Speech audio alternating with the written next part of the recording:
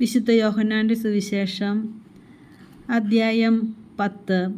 ആട്ടിൻകൂട്ടത്തിൻ്റെ ഉപമ. സത്യം സത്യമായി ഞാൻ നിങ്ങളോട് പറയുന്നു, ആട്ടിൻ തൊഴുത്തിലേക്ക് വാതിലിലൂടെയല്ലാതെ മറ്റു വഴിക്ക് കടക്കുന്നവൻ കള്ളനും കവർച്ചക്കാരനുമാണ്. എന്നാൽ വാതിലിലൂടെ പ്രവേശിക്കുന്നവൻ ആടുകളുടെ ഇടയനാണ്. കാവൽക്കാരൻ അവന് വാതിൽ തുറന്നു കൊടുക്കുന്നു. ആടുകൾ അവൻ്റെ സ്വരം കേൾക്കുന്നു. അവൻ തൻ്റെ ആടുകളെ പേര് ചൊല്ലി വിളിക്കുകയും പുറത്തേക്ക് നയിക്കുകയും ചെയ്യുന്നു. തനിക്കുള്ളതിനെയെല്ലാം പുറത്തിറക്കിയിട്ട് അവൻ അവയ്ക്ക് മുമ്പേ നടക്കുന്നു. അവൻ്റെ സ്വരം തിരിച്ചറിയുന്നതുകൊണ്ട് ആടുകൾ അവനെ അനുഗമിക്കുന്നു. അവ ഒരിക്കലും അപരിചിതനെ അനുഗമിക്കുകയില്ല. അന്യരുടെ സ്വരം അറിയാത്തതിനാൽ അവ അവരിൽ നിന്ന് ഓടിയകലും. യേശു അവരോട് ഈ ഉപമ പറഞ്ഞു. എന്നാൽ അവൻ തങ്ങളോട് പറഞ്ഞത് എന്തെന്ന് അവർ മനസ്സിലാക്കിയില്ല. നല്ല ഇടയൻ. അതുകൊണ്ട് യേശു വീണ്ടും പറഞ്ഞു, സത്യം സത്യമായി ഞാൻ നിങ്ങളോട് പറയുന്നു, ഞാനാണ് ആടുകളുടെ വാതിൽ. എനിക്ക് മുമ്പേ വന്നവരെല്ലാം കള്ളന്മാരും കവർച്ചക്കാരുമായിരുന്നു. ആടുകൾ അവരെ ശ്രവിച്ചില്ല. ഞാനാണ് വാതിൽ. എന്നിലൂടെ പ്രവേശിക്കുന്നവൻ രക്ഷ പ്രാപിക്കും. അവൻ അകത്തു വരികയും പുറത്തു പോവുകയും മേച്ചിസ്ഥലം കണ്ടെത്തുകയും ചെയ്യും. മോഷ്ടിക്കാനും കൊല്ലാനും നശിപ്പിക്കാനുമാണ് കള്ളൻ വരുന്നത്. ഞാൻ വന്നിരിക്കുന്നത് അവർക്ക് ജീവൻ ഉണ്ടാകാനും അത് സമർത്ഥമായി ഉണ്ടാകാനുമാണ്. ഞാൻ നല്ല ഇടയനാണ്. നല്ല ഇടയൻ ആടുകൾക്ക് വേണ്ടി ജീവൻ അർപ്പിക്കുന്നു. ഇടയനല്ലാത്തവനും ആടുകൾ സ്വന്തമല്ലാത്തവനുമായ കൂലിക്കാരൻ ചെന്നായി വരുന്നത് കാണുമ്പോൾ ആടുകളെ ഉപേക്ഷിച്ച് ഓടിപ്പോകുന്നു. ചെന്നായി വന്ന് അവയെ പിടിക്കുകയും ചിതറിച്ച് കളയുകയും ചെയ്യുന്നു. അവൻ ഓടിപ്പോകുന്നത് കൂലിക്കാരനായതുകൊണ്ടും ആടുകളെപ്പറ്റി താല്പര്യമില്ലാത്തതുകൊണ്ടുമാണ്. ഞാൻ നല്ല ഇടയനാണ്. പിതാവ് എന്നെയും ഞാൻ പിതാവിനെയും അറിയുന്നത് പോലെ ഞാൻ എനിക്കുള്ളവയെയും എനിക്കുള്ളവ എന്നെയും അറിയുന്നു. ആടുകൾക്ക് വേണ്ടി ഞാൻ ജീവൻ അർപ്പിക്കുന്നു. ഈ തൊഴുത്തിൽപ്പെടാത്ത മറ്റാടുകളും എനിക്കുണ്ട്. അവയെയും ഞാൻ കൊണ്ടുവരേണ്ടിയിരിക്കുന്നു. അവ എൻ്റെ സ്വരം ശ്രവിക്കും. അങ്ങനെ ഒരാട്ടിൻ പറ്റവും ഒരു ഇടയനുമാകും. തിരിച്ചെടുക്കുന്നതിനു വേണ്ടി ഞാൻ ജീവൻ അർപ്പിക്കുന്നതിനാൽ പിതാവ് എന്നെ സ്നേഹിക്കുന്നു. ആരും എന്നിൽ നിന്ന് അത് പിടിച്ചെടുക്കുകയല്ല, ഞാനത് സ്വമനസ്സാ സമർപ്പിക്കുകയാണ്. അത് സമർപ്പിക്കാനും തിരികെ എടുക്കാനും എനിക്ക് അധികാരമുണ്ട്.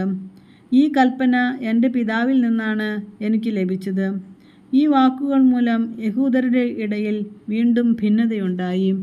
അവന് പിശാചുണ്ട്, അവന് ഭ്രാന്താണ്, എന്തിന് അവൻ പറയുന്നത് കേൾക്കണം എന്നിങ്ങനെ അവരിൽ വളരെ പേർ പറഞ്ഞു. എന്നാൽ മറ്റുള്ളവർ പറഞ്ഞു, ഈ വാക്കുകൾ പിശാച് ബാധിതൻ്റേതല്ല. പിശാചിന് അന്ധരുടെ കണ്ണുകൾ തുറക്കുവാൻ കഴിയുമോ? യേശു ദൈവപുത്രൻ. ജെറുസലേമിൽ പ്രതിഷ്ഠയുടെ തിരുനാളായിരുന്നു. അത് ശീതകാലമായിരുന്നു. യേശു ദേവാലയത്തിൽ സോളമൻ്റെ മണ്ഡപത്തിൽ നടക്കുമ്പോൾ യഹൂദർ അവൻ്റെ ചുറ്റും കൂടി ചോദിച്ചു, നീ ഞങ്ങളെ എത്രനാൾ ഇങ്ങനെ സന്നിഗ്ധാവസ്ഥയിൽ നിർത്തും? നീ ക്രിസ്തു ആണെങ്കിൽ വ്യക്തമായി ഞങ്ങളോട് പറയുക. യേശു പ്രതിവചിച്ചു, ഞാൻ നിങ്ങളോട് പറഞ്ഞു, എന്നിട്ടും നിങ്ങൾ വിശ്വസിക്കുന്നില്ല. എൻ്റെ പിതാവിൻ്റെ നാമത്തിൽ ഞാൻ ചെയ്യുന്ന പ്രവൃത്തികൾ എനിക്ക് സാക്ഷി നൽകുന്നു. എന്നാൽ നിങ്ങൾ വിശ്വസിക്കുന്നില്ല. കാരണം നിങ്ങൾ എൻ്റെ ആടുകളിൽപ്പെടുന്നവരല്ല. എൻ്റെ ആടുകൾ എൻ്റെ സ്വരം ശ്രവിക്കുന്നു. എനിക്ക് അവയെ അറിയാം. അവ എന്നെ അനുഗമിക്കുന്നു. ഞാൻ അവയ്ക്കു നിത്യജീവൻ നൽകുന്നു. അവ ഒരിക്കലും നശിച്ചു പോവുകയില്ല. അവയെ എൻ്റെ അടുക്കൽ നിന്ന് ആരും പിടിച്ചെടുക്കുകയുമില്ല.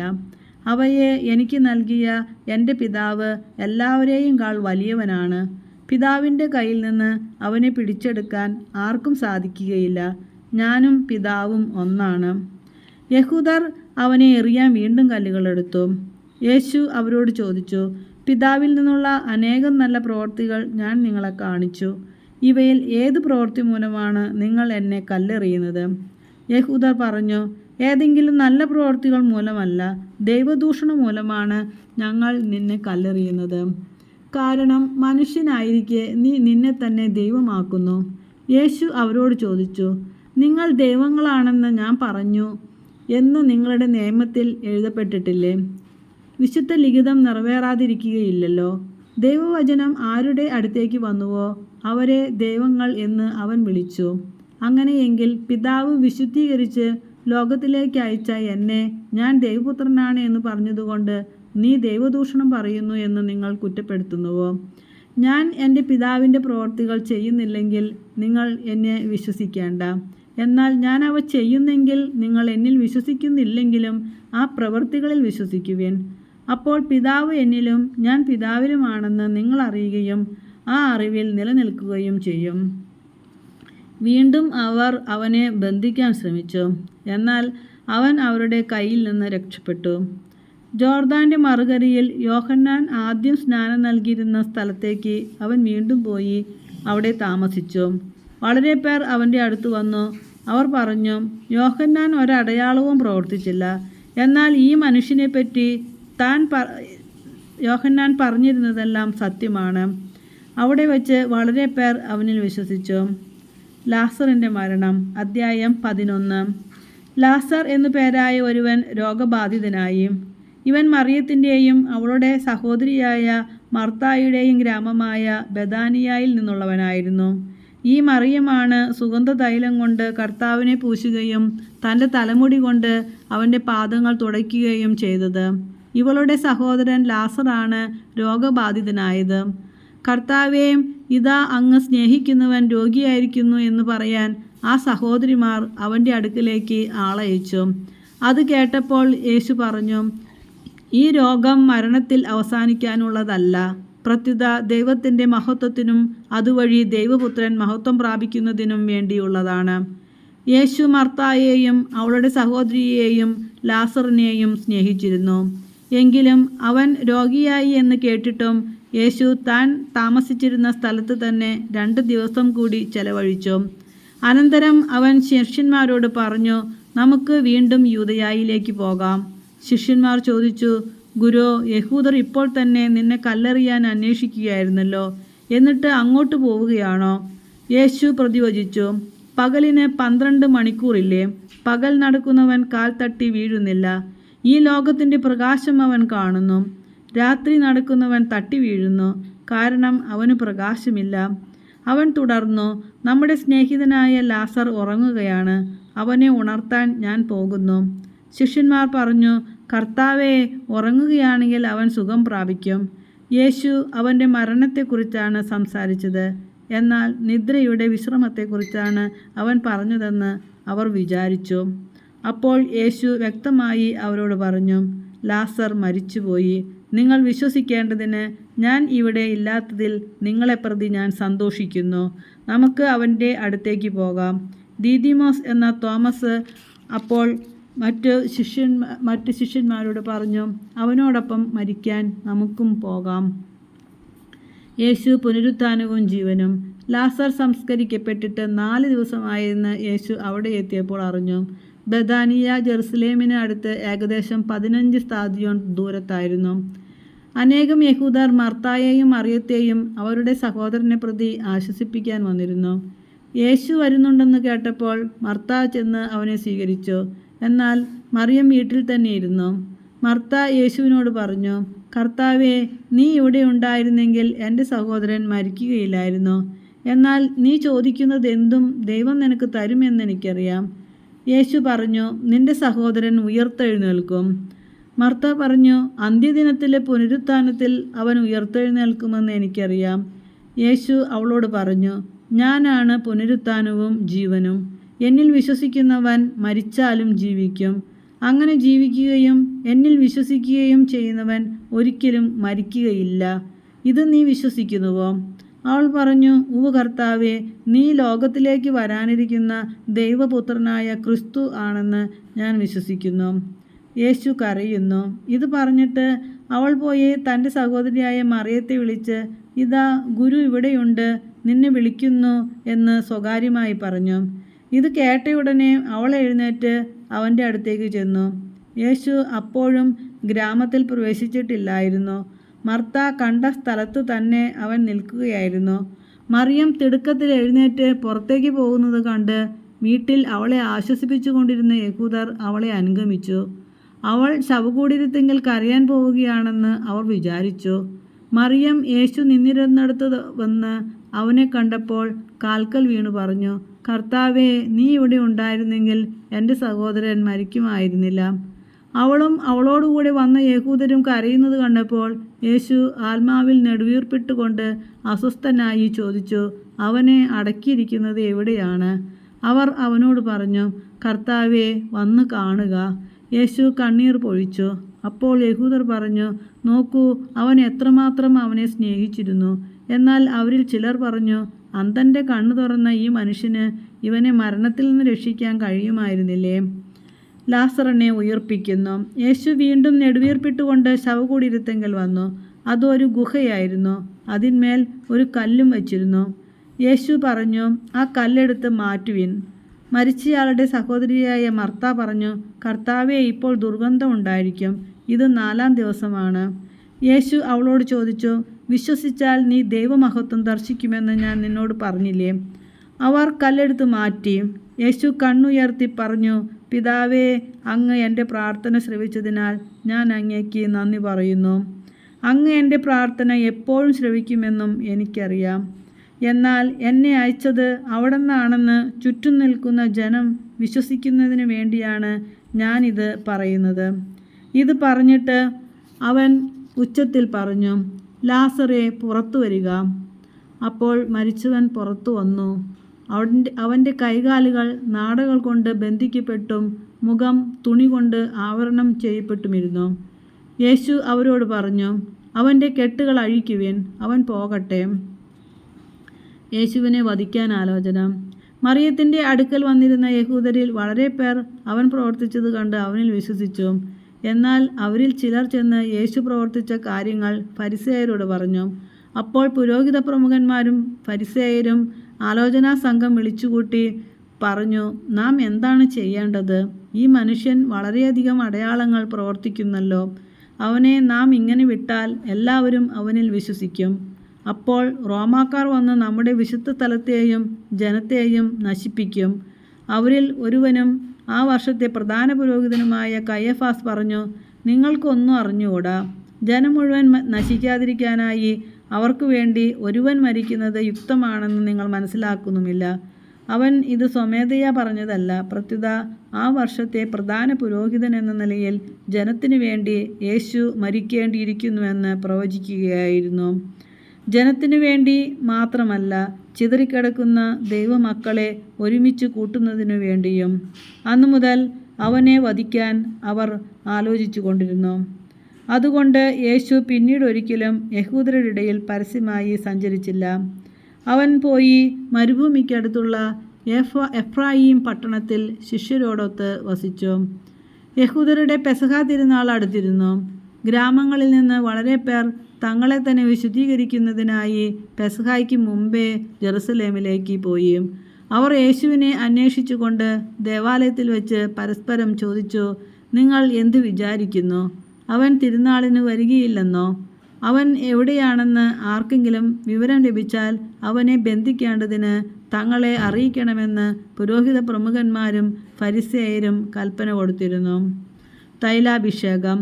മരിച്ചവരിൽ നിന്ന് താൻ ഉയർപ്പിച്ച ലാസർ താമസിച്ചിരുന്ന ബെഥാനിയയിലേക്ക് പെസഹായ്ക്ക് 6 ദിവസം മുമ്പ് യേശു വന്നു. അവർ അവന് അത്താഴമൊരുക്കി. മർത്ത പരിചരിച്ചു. അവനോടുകൂടി ഭക്ഷണത്തിനിരുന്നവരിൽ ലാസറും ഉണ്ടായിരുന്നു. മറിയം വിലയേറിയതും ശുദ്ധവുമായ ഒരു കുപ്പി നാർദീൻ സുഗന്ധതൈലമെടുത്ത് യേശുവിൻ്റെ പാദങ്ങളിൽ പൂശുകയും തൻ്റെ തലമുടി കൊണ്ട് അവൻ്റെ പാദങ്ങൾ തുടയ്ക്കുകയും ചെയ്തു. തൈലത്തിൻ്റെ പരിമളം കൊണ്ട് വീട് നിറഞ്ഞു.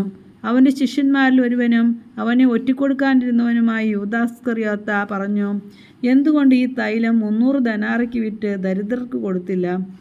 അവൻ ഇത് പറഞ്ഞത് അവന് ദരിദ്രരോട് പരിഗണന ഉണ്ടായിരുന്നതുകൊണ്ടല്ല, പ്രത്യുത അവനൊരു കള്ളനായിരുന്നതുകൊണ്ടും പണസഞ്ചി അവൻ്റെ കയ്യിലായിരുന്നതുകൊണ്ടും അതിൽ വീഴുന്നതിൽ നിന്ന് അവൻ എടുത്തിരുന്നത് കൊണ്ടുമാണ്. യേശു പറഞ്ഞു, അവളെ തടയേണ്ട. എൻ്റെ ശവസംസ്കാര ദിനത്തിനായി ഇത് ചെയ്തുവെന്ന് അവർ കരുതിക്കൊള്ളട്ടെ. ദരിദ്രർ എപ്പോഴും നിങ്ങളോട് കൂടെയുണ്ട്. ഞാൻ എപ്പോഴും നിങ്ങളോട് കൂടെ അടുത്തുണ്ടായിരിക്കുകയില്ല. അവൻ അവിടെയുണ്ടെന്നറിഞ്ഞ് വലിയൊരു ഗണം യഹൂദർ അവിടേക്ക് വന്നു. അവർ വന്നത് യേശുവിനെ ഉദ്ദേശിച്ച് മാത്രമല്ല, അവൻ മരിച്ചവരിൽ നിന്ന് ഉയർപ്പിച്ച ലാസറിനെ കാണാൻ കൂടിയാണ്. ലാസറിനെ കൂടി കൊല്ലാൻ പുരോഹിത പ്രമുഖന്മാർ ആലോചിച്ചു. എന്തെന്നാൽ അവൻ നിമിത്തം യഹൂദരിൽ വളരെ പേർ അവരെ വിട്ട് യേശുവിൽ വിശ്വസിച്ചിരുന്നു. രാജകീയ പ്രവേശം. അടുത്ത ദിവസം തിരുനാളിന് വന്നുകൂടിയ ഒരു വലിയ ജനക്കൂട്ടം യേശു ജെറുസലേമിലേക്ക് വരുന്നത് കണ്ട് ഈന്തപ്പനയുടെ കൈകൾ എടുത്തുകൊണ്ട് അവനെ എതിരേൽക്കാൻ പുറപ്പെട്ടു. അവർ വിളിച്ചു പറഞ്ഞു, ഹോസാന, കർത്താവിൻ്റെ നാമത്തിൽ വരുന്നവനും ഇസ്രായേലിൻ്റെ രാജാവുമായവൻ വാഴ്ത്തപ്പെട്ടവൻ. യേശു ഒരു കഴുതക്കുട്ടിയെ കണ്ട് അതിൻ്റെ പുറത്തു കയറിയിരുന്നു. സിയോൻ പുത്രി, ഭയപ്പെടേണ്ട, ഇതാ നിന്റെ രാജാവ് കഴുതക്കുട്ടിയുടെ പുറത്ത് എഴുന്നള്ളുന്നു എന്ന് എഴുതപ്പെട്ടിരിക്കുന്നു. അവൻ്റെ ശിഷ്യന്മാർക്ക് ആദ്യം ഇത് മനസ്സിലായില്ല. എന്നാൽ യേശു മഹത്വം പ്രാപിച്ചപ്പോൾ അവനെപ്പറ്റി ഇക്കാര്യങ്ങൾ എഴുതപ്പെട്ടിരുന്നുവെന്നും അവനുവേണ്ടി ഇവയെല്ലാം ചെയ്തുവെന്നും അവർ അനുസ്മരിച്ചു. ലാസറിനെ മരിച്ചവരിൽ നിന്ന് ഉയർപ്പിച്ച അവസരത്തിൽ അവനോടൊപ്പമുണ്ടായിരുന്ന ജനക്കൂട്ടം അവന് സാക്ഷി നൽകിയിരുന്നു. അവൻ ഈ അടയാളം പ്രവർത്തിച്ചെന്ന് കേട്ടതുകൊണ്ടുകൂടിയാണ് ജനക്കൂട്ടം അവനെ സ്വീകരിക്കുവാൻ വന്നത്. അപ്പോൾ ഫരിസേയർ പരസ്പരം പറഞ്ഞു, നമുക്കൊന്നും ചെയ്യാൻ സാധിക്കുന്നില്ലെന്ന് കാണുന്നില്ലേ? നോക്കൂ, ലോകം അവൻ്റെ പിന്നാലെ പോയി കഴിഞ്ഞു. ഗ്രീക്കുകാർ യേശുവിനെ തേടുന്നു. തിരുനാളിൽ ആരാധിക്കാൻ വന്നവരിൽ ഏതാനും ഗ്രീക്കുകാരും ഉണ്ടായിരുന്നു. ഇവർ ഗലീലയിലെ ബെത്സയിദയിൽ നിന്നുള്ള പീലിപ്പോസിൻ്റെ അടുക്കൽ ചെന്ന് പറഞ്ഞു, പ്രഭോ, ഞങ്ങൾ യേശുവിനെ കാണാൻ ആഗ്രഹിക്കുന്നു. പീലിപ്പോസ് പോയി അന്ത്രയോസിനോട് പറഞ്ഞു. അന്ത്രയോസും പീലിപ്പോസും കൂടി യേശുവിനെ വിവരം അറിയിച്ചു. യേശു പറഞ്ഞു, മനുഷ്യപുത്രൻ മഹത്വപ്പെടാനുള്ള സമയമായിരിക്കുന്നു. സത്യം സത്യമായി ഞാൻ നിങ്ങളോട് പറയുന്നു, ഗോതമ്പ് മണി നിലത്ത് വീണ് അഴിയുന്നില്ലെങ്കിൽ അത് അതേപടിയിരിക്കും. അഴിയുന്നെങ്കിലോ അത് വളരെ ഫലം പുറപ്പെടുവിക്കും. തൻ്റെ ജീവനെ സ്നേഹിക്കുന്നവൻ അത് നഷ്ടപ്പെടുത്തുന്നു. ഈ ലോകത്തിൽ തൻ്റെ ജീവനെ ദ്വേഷിക്കുന്നവൻ നിത്യജീവനിലേക്ക് അതിനെ കാത്തു സൂക്ഷിക്കും. എന്നെ ശുശ്രൂഷിക്കാൻ ആഗ്രഹിക്കുന്നവർ എന്നെ അനുഗമിക്കട്ടെ. അപ്പോൾ ഞാൻ ആയിരിക്കുന്നിടത്ത് എൻ്റെ ശുശ്രൂഷകനുമായിരിക്കും. എന്നെ ശുശ്രൂഷിക്കുന്നവനെ പിതാവ് ബഹുമാനിക്കും. മനുഷ്യപുത്രൻ ഉയർത്തപ്പെടണം. ഇപ്പോൾ എൻ്റെ ആത്മാവ് അസ്വസ്ഥമായിരിക്കുന്നു. ഞാൻ എന്തു പറയേണ്ടു? പിതാവേ, ഈ മണിക്കൂറിൽ നിന്ന് എന്നെ രക്ഷിക്കണമേ. അല്ല, ഇതിനു വേണ്ടിയാണല്ലോ ഈ മണിക്കൂറിലേക്ക് ഞാൻ വന്നത്. പിതാവേ, അങ്ങയുടെ നാമത്തെ മഹത്വപ്പെടുത്തണമേ.